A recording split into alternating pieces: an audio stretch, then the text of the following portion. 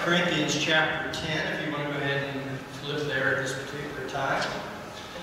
First of all, I want to say, I believe that everyone has heard the terms, it's a dog-eat-dog world, and only the strong survive. They imply that it takes a certain amount of savagery and a certain amount of brute strength to get ahead in order for us to be prosperous and successful in this world. There are traits that we learn at an early age. All our natural instincts gravitate towards self, which manifests itself in the characteristics like selfishness, jealousy, greed, anger, and hatred. The scene which I've just described is played out in homes, in schools, in playgrounds, businesses, and even in churches around the world every day. Individuals asserting themselves to achieve some form of self-worth in a world that demands that we either belittle or debase other people just so we can have some form of recognition and superiority. As a child, I was always growing up in an environment that had no real stability. My parents were military parents, so I tended to travel quite a bit as a child. And it was hard for me to make friends because we were constantly moving from one state to another or even from one country to the next. In many ways, it shaped who I am. These different places and different people, I have an opportunity to see things that most people don't get to see or don't get to appreciate in their lifetime. And in seeing these things as a child, though, it inspired me in a different way. I was inspired by the beauty that comes from the world. But I was also a witness to the potential for ugliness, hatred, and cruelty. In Europe, in my time living there, you can see the beauty that exists in things like art, music, literature, and architecture. And it fills your senses with an awe and appreciation for the creativity that God has inspired in man. Yet in these same very places, though, you can see concentration camps, amphitheaters that were used during the Roman period, the countless castles and fortresses that were built to fight off defending forces, and a multitude of location markers that marked racial, cultural, and religious persecutions. My life, just as your life, parallels that of the world around us. There are good things and there are bad things. Along with the good things of childhood that I experienced the bad things also.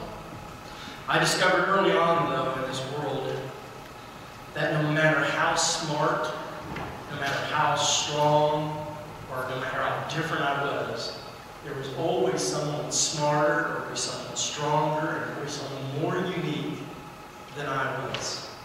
So the battle that I fought was always a battle that was futile.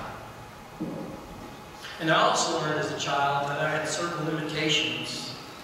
I couldn't obtain everything that I wanted or be all that I wanted to be. Most of all, the brevity of life becomes apparent because of the history that I've seen in the country around me. History also teaches us that mankind doesn't change.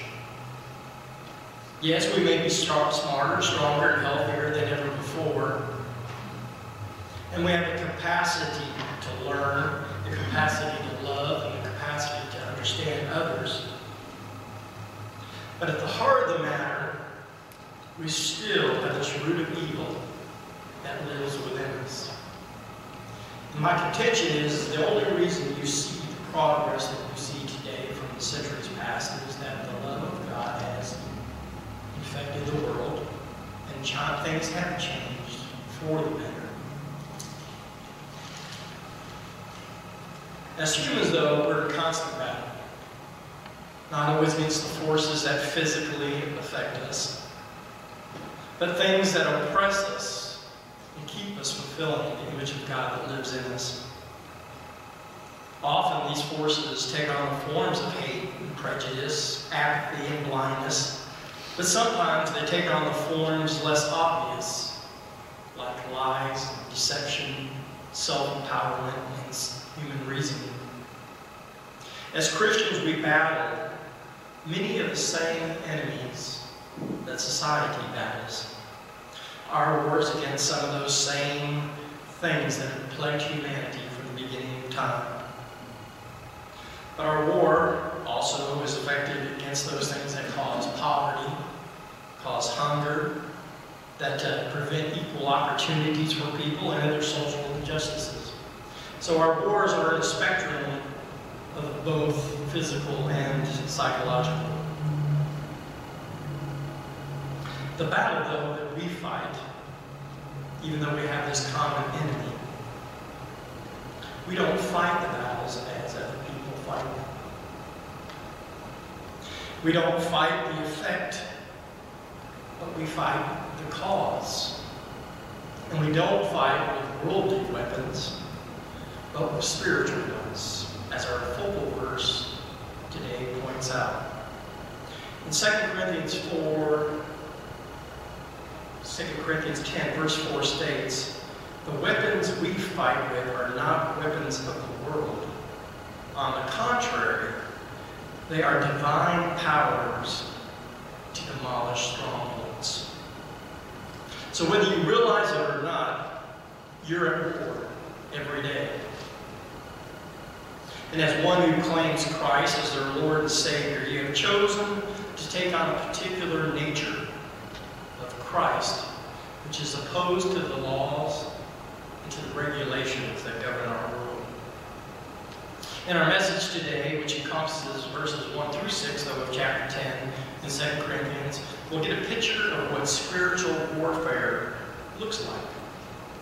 It is from this picture that I hope that we can become knowledgeable of 5 particular biblical truths. The first is our attitude towards battle. The second is the recognition that we cannot battle as the world does. The third, that our weapons are divine origin. Fourth, that our objectives are spiritual and not material. And finally, how we are to obtain those particular objectives.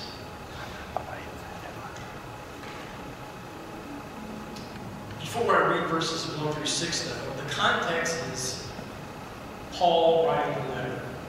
And if you know anything about 2 Corinthians in this particular section of chapter 10, and actually from chapter 10 to the end of this particular letter, he's rebuking things that have been mentioned about himself and his ministry.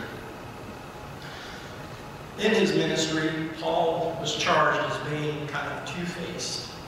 He was charged as being an aggressive, a bold person in his letters, but in person he was timid and meek and would back away from particular arguments and particular fights. But in this particular section, he's wanting to rebuke those claims and to inform people that the battle that he's fighting today is not a battle of human forces or human wills, but of heavenly battles. And that these particular battles involve the gospel of Jesus Christ and not human doctrines.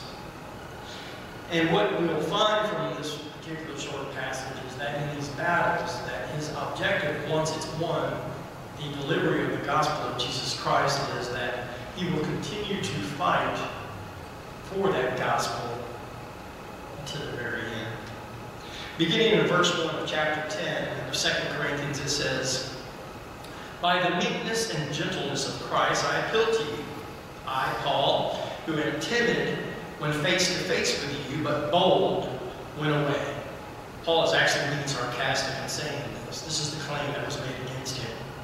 "I beg you that when I come, I may not be as bold as I expect to be towards some people who think that we live by the standards of this world. For though we live in the world, we do not wage war as the world does. The weapons we fight with are not weapons of the world. On the contrary, they have divine power to demolish strongholds. We demolish arguments and every pretension